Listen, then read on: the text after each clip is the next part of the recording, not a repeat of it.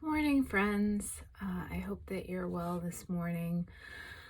I have a poem for you today that I think yesterday when I read the poem about the wrens and my son asked me what is left, I mentioned that I have a series of these poems that I'm working on, and so this morning I have another one for you in that series. And it's called My Son Asked Me Why We Cannot Go Into the Clouds. I thought that it would make sense to read that since I read the other one yesterday. So this is My Son Asked Me Why We Cannot Go Into the Clouds. Driving down New York Street, late summer heat pours over our heads from the sunroof that opens to a canopy of clouds. My son's eyes follow the white wisps, and he asks why he cannot climb, like Jack, his newest obsession, to find a stone castle or a goose pushing golden eggs into deep beds of straw.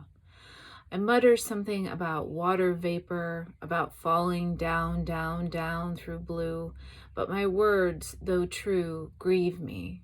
For my son, even now, builds with one eye on the sky.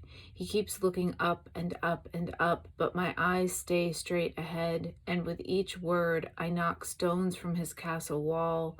I pull bloody handfuls of feathers from his geese and rip shiny foil off his golden eggs. And I wonder, is this what it is to be a mother? To wish to tell your child anything but the truth. So that's my poem. My son asked me why we cannot go into the clouds. And I don't think I'm probably alone in the idea that oftentimes when I'm writing about Cam, I'm trying to work something out in my head. And the poem for me can help me do that. I don't always find an answer. I very often don't find an answer, but I think sometimes just the asking of the question is useful. And it's interesting because on social media the other day, I saw somebody talking about how one way to approach a poem is for the poet to try and kind of work something out through the poem, like it's an active sort of thinking through something. So when the reader is reading it, they're sort of working through it with the poet. And sometimes that's sort of how I think about this poem. I sort of had that in my head when I was thinking about what I was going to read today, because I don't, I mean, obviously, I don't necessarily always tell my child the absolute truth. If you do, I commend you for that.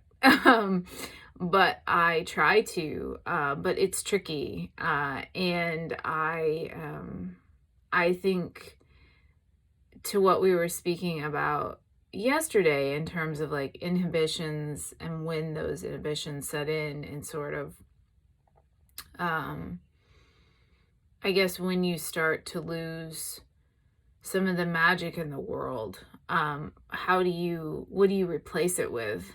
How do you find ulterior forms, I suppose? So, and I suppose some would argue that you don't have to. I'm not one of those people. Spoiler alert. It's just it's probably something I'll ask myself,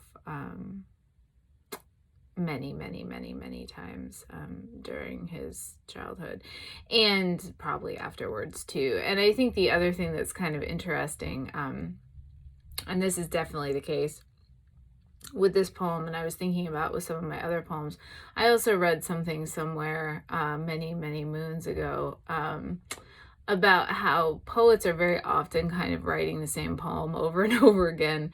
I know some people have big issues with that idea, but I think there's something to the fact that like we have our own obsessions and our own things that we examine, and you can try and write yourself out of that, but a lot of times I think it comes back in, whether you want it to or not. And so I suspect that this is a question that I have asked before and probably will again and again and again.